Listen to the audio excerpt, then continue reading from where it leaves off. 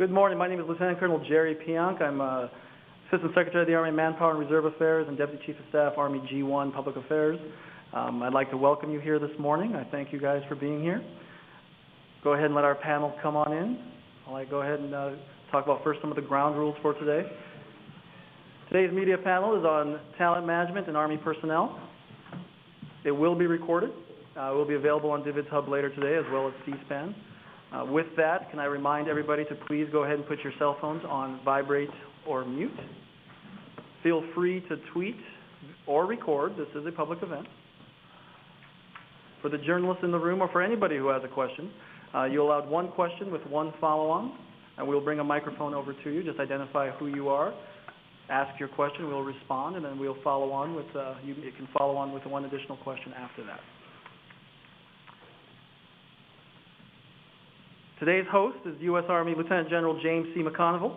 He's the 47th Deputy Chief of Staff, Army G1. He's responsible for developing and managing and executing the manpower and personnel plans, programs, and policies for the total Army, to include our DA civilian workforce and our families. Prior to this assignment, he served as the Commanding General of the 101st Airborne Division and Fort Campbell, Kentucky. He hails from Quincy, Massachusetts, and he was commissioned as an infantry officer in the U.S. Army upon graduation from the United States Military Academy in 1981. He holds a Bachelor of Science degree from the United States Military Academy, a Master of Science degree in Aerospace Engineering from the Georgia Institute of Technology, and he was a 2002 National Security Fellow at Harvard University. And at this time, sir, I will turn the floor over to you. Well, thank you, and we appreciate you all coming today. And really what you have before you are the leaders of the human resource enterprise. And I'm going to introduce each of them as we move along, but what I'd like to do is make a few opening comments. And I think it's important we start with really where the Army is today, what's going on, and I'm going to talk a little about what the future state is going to be. So, when we think about the Army's people, and people matter.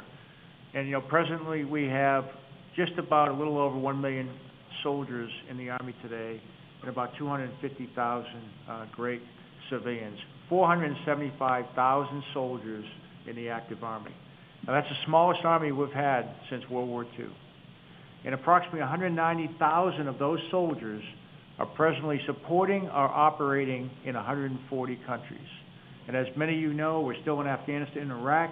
We have rotational deployments going to places like Korea and Germany, and that's the set that we have right now. So it's a very, very busy Army. The op tempo is very high. And as we go forward, it becomes increasingly important as we draw down the Army that every single soldier can get on the field and play their position both home and away. And so as we move forward, as many of you know, the Chief's #1 priority is readiness. And our contribution to that is really in two areas. It's manning the force, and it's also leadership development. And that's really where talent management comes in. We talk about other services equip their people. And in the Army, it's really about manning the equipment, where in the Army it's about equipping the soldier. And that's where it's kind of fundamentally what we do. And so one of the things that we're working on very closely, and we're going to talk about, is the importance of talent management. What we want to do is really take our system, which is really an industrial age personnel management system, and to move that to a 21st century talent management system that recognizes the knowledge, skills, and behavior of all our soldiers and civilians in the force. And the way we're going to do that is we're in the process of fielding an integrated personnel and pay system that's going to fundamentally change the way we do business in the Army. It's going to fundamentally change the way we do talent management and personnel management in the Army. So we're very, very excited about that, and we welcome your questions. And what I'm going to do right now is I'm going to turn to Shoffner, who is the Director of the Talent Management Task Force. His job is to go ahead and implement all these initiatives that we have ongoing in the Army. So Al, over to you for opening comments. Thanks, sir. So Major General Al Shoffner from the Talent Management Task Force. What the task force is all about, we've been around since November of last year. We're very new. We're formalized by a charter signed by the Secretary of the Army just this past June. And what the task force is all about, the big idea is that if we can better see the talents that we have within the Army, and we can better describe the requirements that we have within the Army, then we can achieve exactly what General McConville was talking about. We can fundamentally change the way we manage people in the Army. And Al will be followed by Brigadier General Diana Holland. She is the Commandant of the United States Military Academy, and very pleased to have her here. Thank you, sir. Good morning. As General McConville said, I'm Diana Holland. I'm the Commandant of Cadets of the United States Military Academy of West Point. I have the privilege of overseeing the professional development of just over 4,400 cadets, building them into leaders of character. Relevant to this panel here, we've had the privilege of piloting a talent-based branching program over the last couple years in support of the Army's initiative for talent management. Already starting to see some positive outcomes. We don't know all the answers yet, but we are starting to see some positive developments, so I can talk a little bit more about that. Thank you. Yeah, and to my right is one of our senior SESs for personnel management, Gwen D. Filippi. Gwen. Good morning, Gwen D. Filippi. I'm the Deputy Assistant Secretary of the Army for Civilian Personnel. In that role, I have oversight and leadership of the policies that govern civilian personnel. It goes with the title, I guess. The thing that I'm most pleased about working on in that regard is the ability to create a talent management system for our civilian workforce. I think many people would agree that in civil service, you have an opportunity to build the career that you want, and you do it without a whole lot of guidance from the institution. So over the last 5 or 10 years, the Army's really been working to address that, and I've had an opportunity to lead that, so I look forward to your questions and comments. Okay, and to her right is General Jeff Snow, who is in charge of our recruiting command. Thanks, sir, and great to be part of the panel. Again, I'm the Commanding General for U.S. Army Recruiting Command, headquartered at Fort Knox, Kentucky. I've got the privilege of commanding one of our most geo-dispersed outfits in the Army at 12,500 folks across the United States and territories. That includes some 9,000 recruiters in all of those states and territories. And our mission is to recruit about 80,000 folks into the regular Army and Army Reserve each year. So, our chief talks one Army, but right now we don't recruit as one Army. We recruit 2 components. Although we are going to start a pilot this next year that will start to begin to recruit for that 3rd component, being the National Guard. The last thing I want to say is I am happy to report that we just finished a fiscal year, and we were able to accomplish our mission, regular Army and Army Reserve, for the first time in 5 years. But tough part of this business is, so while we're very happy about that, now we've already started this next year, and so it's one of those missions that never stops. So I look forward to the questions. We're really proud of our recruiters. Again, first time in 5 years, met the mission for both the active and the reserve. So well done. And Jeff will be followed by Chris Hughes, who's the Commanding General of our ROTC command. And good morning. And it is also a pleasure to be here today. I took command of Cadet Command in May of this year. It's an interesting command in that we do similar things to Recruiting Command, and we also partner very closely with the United States Military Academy at West Point. My command is located at Fort Knox, Kentucky. We have consolidated all of our programs there in the last 3 years. My job is to recruit, train, and educate, and eventually commission annually 5,500 Army officers into all 3 of the compos, active, guard, and reserve. The officer population that we have currently has 30,600 college students across the United States who are contracted to potentially become commissioned officers in the United States Army. We have 976 colleges and universities that we partner with across the country to pull these diverse officers from around the nation. We also have 4 territories that we recruit from all 50 states in the United States. ROTC, or the Cadet Command, produces 70% of the Army Officer Corps, as I stated earlier, 5,500. The Junior ROTC program also falls underneath my command, where we have 312,000 high school cadets across the country, again, all 50 states, representing 1,705 high schools across the country, to include 4 territories and 3 foreign countries. So I look forward to your questions and how we partner with the rest of the team up here. Thank you. Thank you, sir. Thank you, everybody. We do have some questions that are available from our Army social media division, but before we take those, we'll go ahead and take any questions from the room. Going once. Corey? Thanks, guys. Thank you for doing this. I'm Corey Dixon with Stars and Stripes. I'm going to ask about gender integration policies. But this has obviously been a process that's been going on, and we haven't seen. We saw the three women who passed Ranger course last year. We've not seen another woman graduate, but I know we have. You guys have several in the infantry and armor branches that are going, I think, now through infantry officer basic course. Can you? Yeah, I can talk. Let me talk about that. Yeah. And maybe even General Holland wants to talk to that as a commandant of West Point. But first of all, from the Army standpoint, anyone that can meet the standards can serve in any military occupational specialty one. So it's really about standards. And this is a fundamental change in what we're doing in our military. So we have opened up all the branches. We went back to West Point and ROTC, and presently we have 25 lieutenants going through the infantry and armor initial military training basic course. So we have 25 that are working their way through right now. They will be finishing those courses shortly, and they will have the opportunity to go to Ranger School or, you know, the other type schools that their counterparts will go through. So, you know, what we're doing right now is we're doing what we call a leaders first process. It's very deliberate.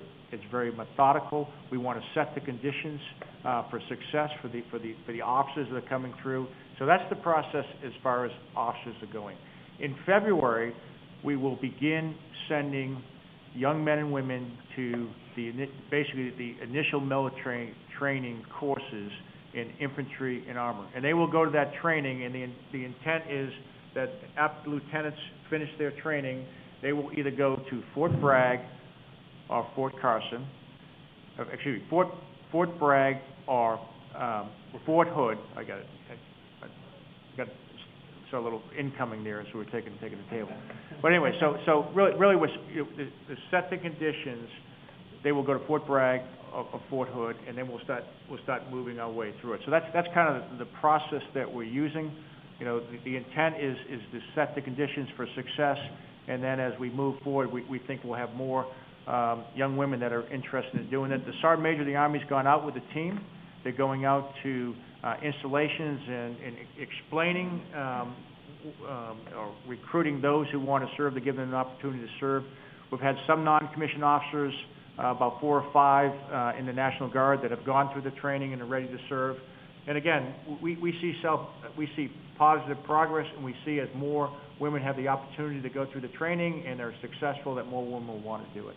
And I'd like to turn to General Holland, see if you want to make any comments. Yes, sir. I would just say that I can't speak for Fort Benning and how Ranger School is going, but I do know the women who are going, the West Point graduates who are going through the infantry basic course and the armor basic course, getting a lot of positive feedback. I can speak for the class of 2017, who's right now choosing or putting in their branch preferences. There's a lot of excitement about it. So I think all positive things in the future. Let me say one more thing about, people talk about women in the Army, women in combat. What a lot of people don't know is there's 170,000 women in the United States Army right now. 170,000, 69,000 in the active Army. They're absolutely key to what we do. The other thing a lot of people don't realize is in every single infantry, armor, and artillery battalion, in every single brigade combat team in the Army, active Army, there are women today. And if you look at our BCTs, our combat brigade combat teams, the number of women runs anywhere from 150 to 400 or 500 in these organizations. So women are serving these organizations. What is the big change is women will be serving in the infantry and the armor MOSs. Hey, sir, can I just add Yeah, something? please do. From an enlisted perspective, just a couple of things I think for context. So, this year it's been a good year. In fact, we've had 14,000 women that made a decision to join the Army today. So, that's pretty significant of that number. So that percentage, 17.48%, and that is the highest percentage of women that have joined the Army since 2006. So what we thought is, again, gender integration, we talk a number of different things. Most of us, and the research led us to believe that we did not see a significant influx into infantry and armament. We thought we'd see some number. But the fact that we opened up those MOSs, I do think has caused some young women to look at the Army differently because it's a level playing field, equal work for equal pay. And as a result, we did see an increase this year. I think the other part, again, going to the leader first, while you haven't heard that much about it, again, there are women that have made the decision to come into these enlisted women that have made the decision to join the Army, but because of the leader first principle, they don't go off to school until that February time frame, and I suspect you'll likely hear more when they begin to go to school in February and March. Is there anybody else with dog time? Please. I think the class of 17, as General Holland said, is going to be a seminal moment for us. I, too, had an opportunity to talk to 10,000 cadets who came through summer training this year. The level of enthusiasm is the same as they're seeing in the academy.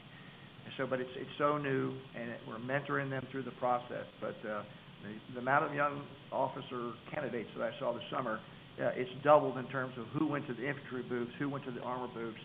But more importantly for me, my first chance to see this was that clearly almost 50% of all of our distinguished honor graduates from the courses this summer, the cadet battalion commander who led the formation through graduation, they were predominantly female. And so they're winning the awards, they're winning the physical competitions, they're coming to the plate with this kind of enthusiasm. So I think you'll see this swell in the next couple of years. Thank you. Corey, can I do a follow-up Sure, on go a ahead, totally Corey. different subject? Is that okay? Let's go ahead, Corey. I just noticed looking at this fact sheet that was handed out, and I know that the number's been thrown out before that I think only about 25% of the youth population is qualified to enlist or to serve. Is there anything that, from your standpoint, you guys, the Army, can do about that, or do you need to do anything about it, or do you feel responsible to make sure we have enough kids that are qualified to come in and serve? Well, yes. We want to do a lot about it, but, at the end of the day, I kind of take a different twist in this. I think it's a privilege to serve your country. And I think every young man and woman who's able should take the opportunity to serve. And the reason is, I think maybe besides them getting married and having a wife and kids, the most important thing they'll do in their life when you talk to veterans is serve their country. And I think sometimes, where we can use help is getting that message out. In my last job, I had a chance to command 101st Airborne Division. I had a chance to go to Normandy for the 70th anniversary. And I had a chance to talk to these men who jumped into Normandy. One was 16 years old when he jumped into Normandy. Another person was 23 when he jumped in. He came back 70 years later and jumped in again. And absolutely, Jim Pee Wee Martin. But the incredible thing about these men, when you think about it, they're in the twilight of their lives. And you see the passion they have for their buddies that they went to combat with. You see how proud of the service they are. And so we want to give that opportunity to every young man and woman in the Army. And that's why we have what we call the Soldier for Life program. Extremely important, because right now, in a lot of ways, we're a little disconnected from civilian society. If you take a look at our recruits that come into the Army, 79% of the soldiers that come in the Army have a family member that served in the military. 59% of them served in the Army. So it's becoming a family business. We want it to be a country's business. We want everyone to serve their country. And in order to do that, you've got to be physically fit. You've got to be resilient, and you've got to have character. And those are all good qualities that we want in our citizens anyways. And if you think about it, what we really want folks to do is come in and do one tour. What a lot of people don't understand is 10% of our enlisted soldiers that come to the Army are only 10% are going to serve 20 years. So 10% of enlisted soldiers, 30% of officers that come into the Army are going to stay to 20 years. So percentage-wise, about 85% of the people that enter the Army are not going to stay on to retirement. So what we want them to do is we want them to serve honorably during whatever their tour is, and then we want them to take their GI Bill, we want them to go off to society, we want them to be soldiers for life, and then there's two things that we want to give them. We want them to hire our veterans to keep the cycle, so veterans coming out just like them get hired, and we want them to inspire other young men and women to serve, because that's really what the strength of the country is.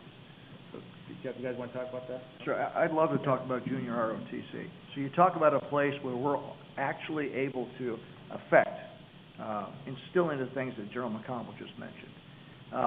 1,705 high schools have gone half with us. They take one of these veterans for life that General McConville was talking about, a major, a sergeant major, a lieutenant colonel who is retired, but still wants to instill those values in young men and women. And they go to high schools and they get hired by the principal of a high school, and the school system then pays half their salary, and we are funded through Congress to pay the other half. And they instill these values in these programs. And the fact that we have 312,000 young men and women that aspire to go to these programs, we see nothing but positive effects from this. Now, my mission statement for that is to create better citizens for the United States, not to recruit for the United States Army, but to create better citizens. And so I think of one place where we actually affect that on the ground is through these junior ROTC programs. And Congress is very supportive in making sure that we have the resources to do that. So the only thing I'll add is I think your fact sheet is spot on. I mean, this is a challenge, and I'll tell you, you know, we talk about this experiment, this all-volunteer force, that you know, I would tell you it's really an all-recruited force, okay? And if it ever comes to a point where men and women cannot meet the qualifications to come in, they stop raising their right hand. And a lot of folks say, well, the Army's in trouble. I will tell you, I think the nation's in trouble. So to the extent that we can partner with organizations that call attention to this, okay, and it really starts in, we know this from the research, it really starts in elementary school with the importance of, you know, proper nutrition, proper, you know, lot of schools are cutting back on physical training programs, and so we ought not to be surprised at this day and age that that is one of the challenges for young men to join. I think we have been very consistent at calling attention to the facts. And then those organizations, there are some organizations that are kind of taking this on to go after it, help improve the quality of school lunch programs, actually bringing physical fitness back into our schools, because they understand this is, one could make the case, and I think some have, and I happen to agree with it, we're really talking about a national security threat. This is not just unique to the Army, but I'm glad that you've picked up on that. It is something that we need to take on. I'd like to comment too, if I could. So we also recruit civilians, and so from a perspective of public service, we have a little bit broader set that we can recruit from, although we also are looking for people of character. Annually, we're going to recruit about 50,000, we're going to fill about 50,000 jobs in the Army. We're going to get about 2.5 million applications, so we're still looking for lots of great quality people to serve without having to wear a uniform every day. Okay, thank you. Sir?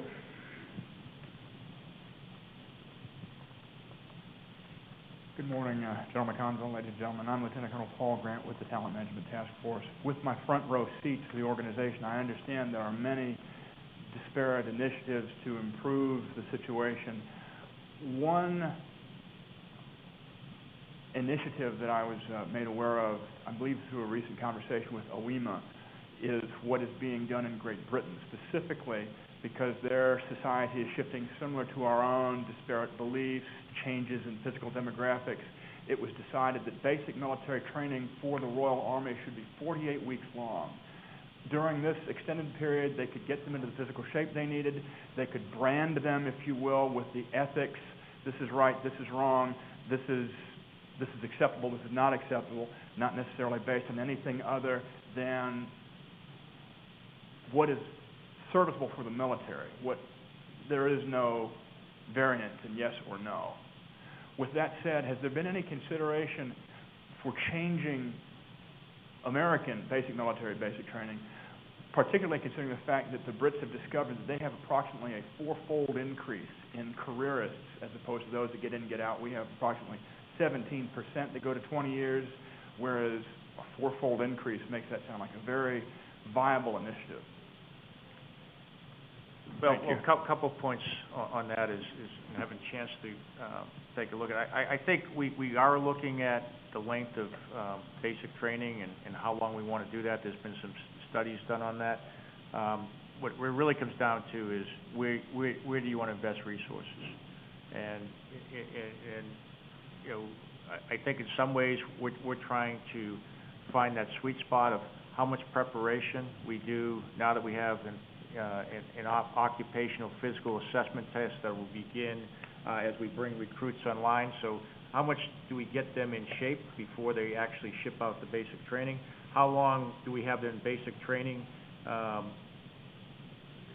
far as, you know, how much training we want to put into them, and then does everyone get the same amount of training, or do other folks only, you know, if they're having trouble getting through initial military training, they actually get turned around, or do we just extend it? So all those things are being discussed right now. What it really comes down to is people and resources. And right now, both are, you know, very constrained. So that's what we're looking at as we go forward. So I can tell you we're looking at it. That's all part of the business as we go forward, but no final decision has been made on the ability to lengthen, especially to that length right now. Yeah. Hey, sir, if I could just add, you know, it's interesting you made the comment. I'm not actually familiar with that initiative that you're discussing, and I'm not sure how far along they are. It's interesting that we actually have an MOI with the United Kingdom. Okay, my counterpart, a guy by the name of Major General Tikel, has actually had 2 recent visits over here. In fact, talking about the challenges. We share very similar challenges, but one thing as you look at this, there is a scale difference. Okay, if you look at how many we recruit for 2 components, some 80,000, they recruit about 10,000 a year. I mean, that's something that we've got to take into consideration. But the other thing is they have contracted a significant portion of their or collaborative working with a civilian organization to actually recruit. Now, we're actually this MOA is actually going to govern visits. So I'm going to send an officer, an NCO, a civilian over there for 2 weeks at a time to look at their system, because I do think we can learn from one another. You know, and I think our leadership has been very clear that, you know, we can learn from our partners and allies. And this is a case where the challenges are actually strikingly similar. And so I do think there's an opportunity to learn from them. They're going to do the same thing for us. So they're going to come over and embed folks for a couple of weeks and take a look at how we are going about business and, you know, how we're leveraging social media, virtual recruiting, stuff like that. But it's just interesting. He did not mention this particular initiative. I mean, that's pretty significant. I mean, 48 weeks of time. I just had not heard that. You know, one of the things we're doing from a talent management point of view is taking a look at how to use the different tests and evaluation tools that we have available to us to get a better soldier job fit. And to go back to your point about physical capability, we are looking at how do we improve physical capability. But the new physical test, the OPAT, the Occupational Physical Assessment Test, is something we've never had before. We spent over 2 years studying and testing the job requirements of the different jobs in the Army to come up with this test. It's scientifically based, it is well researched, it's documented. We feel very strongly that the OPAT now gives us the tools that we need to help achieve that better soldier job fit. So we want to take a look at all tools available to us, the cognitive, the non-cognitive, and the physical. So if I had one bumper sticker for what we're trying to do from a talent management point of view, it's right soldier, right job, right time. Thank you. Now, we had one question from social media that we promised to take. Paul, would you go ahead and express that, please? Here's the question from online. You mentioned that the Army is getting smaller. I assume it's greatly due to drawdown. How is the Army mitigating risk of supply and demand as the Army continues to draw down? Well, one of the things that you'll hear me say more often than not is really the importance of every soldier being able to get on the field and play the position home and away. And you know, at various times, you know, we may have 10% of our soldiers who fall into the deployable category. And when you look at a million Army, that's 100,000 soldiers. When you look at a 475,000 active, that's 47,000 soldiers. And you start dividing, that into what that equates to divisions and brigades. So there's, when we have soldiers that are wounded, injured, or ill, we want to make sure that they get the care they need, the benefits they've earned, and an opportunity that they can no longer serve to transition to a good job on the outside. But we are starting to take a hard look at those who can't deploy, and that's one of the ways we're going to have to mitigate risk, given the constraints we have on just how big the Army can be. And that's the message from the senior leadership is every single soldier is important. Every single soldier is important. And it's really what makes our Army different than a lot of other armies. There's bigger armies in the world. But what makes our Army what it is today is the quality of our soldiers, our non-commissioned officers, and our officers. That's what makes us the greatest Army in the world. Okay, thank you. We have time for one more question.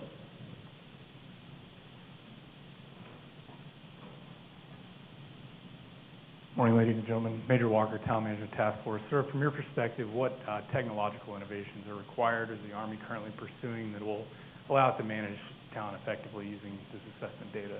I think one of the biggest initiatives we have in the Army is the integrated personnel and pay system. And I say that because I think we need to give the IT tools to our human resources managers that are truly going to allow us to manage talent. And by way of example, so when we talk about IFSA, it'll be the first time in the history of the Army that we have all three components, the active, guard, and reserve, on one system. And this is a huge deal. Because if you think about it, right now as the G1 of the Army, I cannot screen for the talent that I have in the Guard and Reserve. And by way of example, when I was the Deputy Command General for the 101st Airborne Division, we were in Afghanistan, and we were going through a surge, and we needed a lot of skill sets that would help us build out Afghanistan at this time. So what we did was we had the Reserve and Guard forces were there, fill out an Excel spreadsheet, and they told us what their talents were in real life. So we got so basically what I found out were the Army was managing this person as a supply sergeant, but they might have been running a construction company, or they were in S3, a captain or major of infantry, the way we're managed, but we found out this person was the head of the Texas Highway Department. And I could just go on a list. So all of a sudden, because we manage basically people in the Army by, two variables, what is your rank and what is your, occupational specialty, we don't know enough about them. We truly don't know what their knowledge, skills, and abilities are. So all of a sudden you start to tap into these incredible folks across the entire force. So now we got 1 million folks that we can tap into and get them on the field in the right position, in the right place, at the right time. First time we're going to be able to do that. All three components on one system. The other thing that's going to allow us to do is, we talk about talent management, but, you can't be agile and navigating if you're still doing it with a map and compass at night. You just can't be that agile, So it's the same thing with our assignment officers. If they're managing 1,000 to 2,000 officers or NCOs, there's no way they can know everything we want to know about those folks. What this system is going to allow us for the first time to do is take a look at someone and start to manage their talent. So if they're a captain of infantry, we'll know what language skills they have. We'll know what regional experience they'll have. We'll know where they've been. And here's another interesting thing is we're going to know what they want to do and where they want to go. And people say, hey, you go where the Army sends you. But what we have found, and most folks that study this thing, if someone is passionate about something and they really want to do it, or they get to go where they need to know, if we know that and we can get them doing what they want to do, where they want to do it, we're going to be a much more successful Army. So if you think about it, we're going to start defining, our soldiers with maybe 25 variables. Rather than 2, it's 25. This is where we'll start with your infantry, engineer, captain, whatever that is, but we're going to move into much more detail on that. We're going to be able to screen them maybe for their cognitive and non-cognitive skill sets. So we can add that. So if we're hiring someone and we need someone that is a very good writer or a very good speaker, we'll know that. We may want someone that can work with interagency will know that. You know, they speak this language, they have these type skill sets. So all of a sudden, you know, we've got 25 variables that we're describing folks from. And then what we're doing is we're managing, you know, against requirement, and we'll start defining our jobs by much more than we need an infantry sergeant. And this is going to be really important as we start to go into new fields. You know, take cyber, for example. Cyber has some incredible, unique skill sets that we have to define, and it's not necessarily by rank. There's people that develop these, you know, they're tool makers, or, you know, there may be only a few of these people in the world, and we have to know who they are, and we have to be able to assign them as we go forward. The other thing we're going to do, and the last thing that IPSA will give us, is auditability, which, first of all, it's the law, which, you know, is something we've got to do. But second of all, we're really going to understand where we're spending our money as we go forward. Many of you know we're going to a new retirement system, you know, and now we'll be able to tie pay to personnel, and so fundamentally change the way we do business. And so all this stuff is going to come together, and I think we'll be able to take care of our people the way we should. I mean, the Army is people, so we should be able to do this better than anybody else. If I could add to that, the IPSA gives us the ability to do talent management, to do automated talent management. A key component to that is the ability to do what we call talent matching. Now, there's some social apps out there that do that for social reasons. You guys are familiar with them. But this is on a very large scale, almost 1.1 million people, an IT system that will allow us to see the talents that are out there, to forecast the requirements, the jobs we need done, and those jobs may have to do with a deployment or an upcoming operation, and then make that automated match so that the individual can see it, the assignment officer can see it, and leaders and units can see it. The best way to think of it is an open marketplace where we're allowing units, that we're allowing individuals to compete for talent. We're allowing individuals to tell us what they want and to be able to see the jobs that are out there in the future. So if you think of the supply and demand dynamic, we want to be able to find, if we have a job that needs to be if we have a job that's got to be filled, we want to find the best available talent that's out there. The idea that IPSA is multi-compo is really important because the best available talent is in the reserves or the National Guard, or even in our civilian workforce. We want to be able to see that. Now, we may have to work through some administrative and legal challenges to bring that person on, but if the best person to do a job is in the reserve component, that's why they exist. 330,000 people with incredible skills that we can't see right now. So this notion is absolutely huge. It is going to be a game changer once we get the system in place. We actually are going to start this winter with a bridge to IPSA called the Assignment Interactive Module. We're going to start piloting that using Command and General Staff College students out at Fort Leavenworth this winter. As you know, they'll be assigned the following summer. So we're just going to use our normal distribution cycles, our normal assignment cycles, to take a look at that population. It's about 900 officers. And that'll be our first stab, our first attempt at trying to get this right. We should have a talent management, automated talent management capability established by late summer 17. So this will happen fairly quickly. Okay, thank you. I think this concludes our panel for today. If you have any follow-on questions or need any additional information, please wait for me afterwards. My contact information is in the back. Thank you all for being here. This will be on the Divid Hub by later this afternoon, and it'll also be on Army social media, army.mil, also by later this afternoon. Thank you very much.